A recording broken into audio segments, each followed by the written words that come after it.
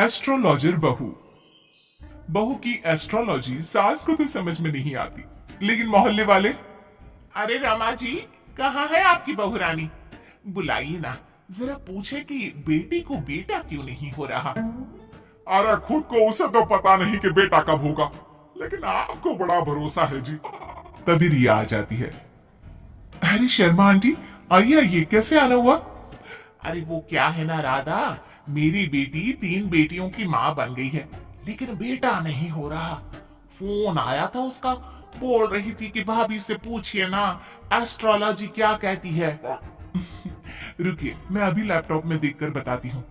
Laptop में देखकर भी बेटा पैदा हो जाता है क्या बहू?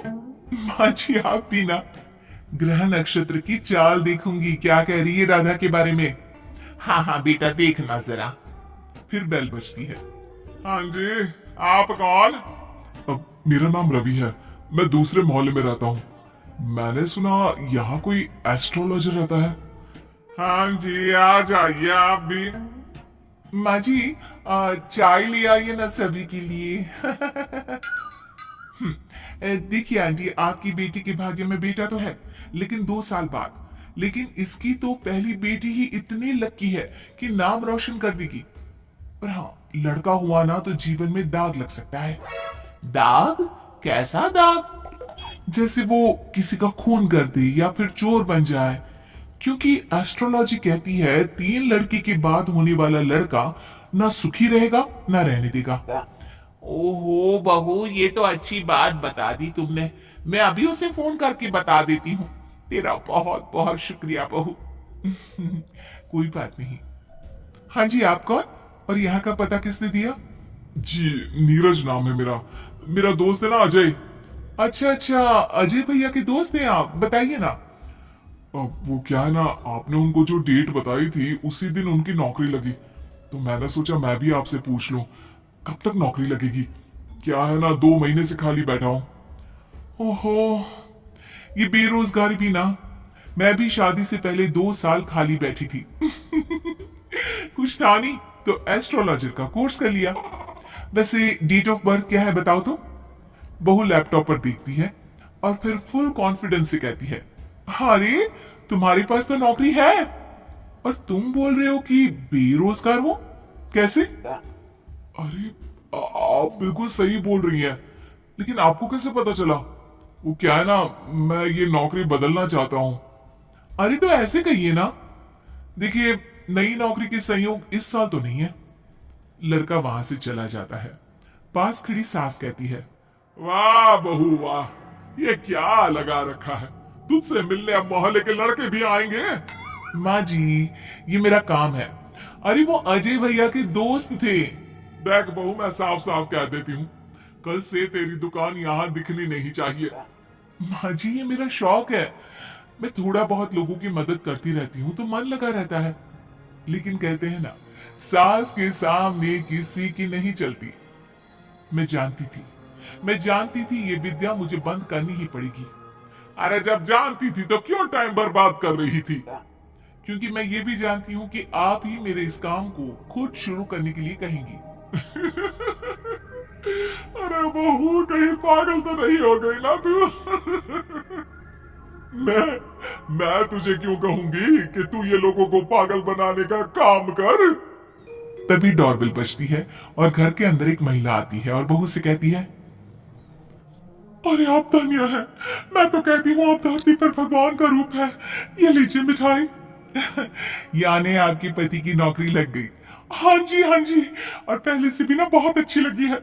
वो क्या है, हम लोग तो अब अमेरिका जा रहे हैं। सास दोनों को देखती रह जाती है। फिर उसके जाने के बाद, लीजिए खाइए, शुद्ध देसी घी की मिठाई है, 800 रुपए किलो। खाइए खाइए, अब तो आगे से वैसे भी खरीद कर खानी पड़ेगी। अरे मंजूर है, लेकिन तेरा यूं लोगों के बीच बकवास करना मुझे बिल्कुल पसंद नहीं है। क्या पता किस दिन कौन सर पर चढ़ जाए। माँ जी, घर की मुर्गी दाल बराबर सुना था, लेकिन बहू की प्रतिभा को यूं कम आंकना ठीक नहीं है। अरे हाँ हाँ, सब ठीक है। रात को पति घर आता है। अरे रिया, कैसा रहा दिन? आज कितनों की भूत भविष्य संभालिया? अरे आपको नहीं पता? आपकी माँ ने मना कर दिया है। अरे क्यों भला, क्यों मना कर दिया माँ ने? इतना सही तो कर रही थी तुम। वो तो ठीक है, लेकिन तुम्हारी माँ को लगता है कि मैं जो बोलती हूँ वो हवा में उड़ती बात होती है। उन्हें मेरी विद्या पर भरोसा ही नहीं है। तुम बात क्यों नहीं करते? मैं करता हूँ बात, दीदी चली जाए उसके बाद। क्या दीदी आ रही है? कब? और तुमने मुझे बताया भी नहीं। अरे वो मैं ना भूल गया, माँ को बताया था, सॉरी। खैर, पति का सॉरी सुनना ही तो हर औरत का सपना होता है। तो कहानी में आगे। हाय रे माँ, यहाँ आकर ही सुकून मिलता है, नहीं तो जीवन में कितने टेंशन है। क्यों दीदी, क्या टेंशन है? माँ ने तो बताया कि आपकी जिंदगी में बड़े ऐश है। सास ससुर सर आंखों पर बिठा कर रखते हैं, और जीजा जी भी। माँ, तूने भाभी को कभी बताया नहीं क्या? क्या क्या नहीं बताया? अरे कुछ नहीं, ये अपना लैपटॉप खोलकर ढोंगी बाबा बन जाएगी।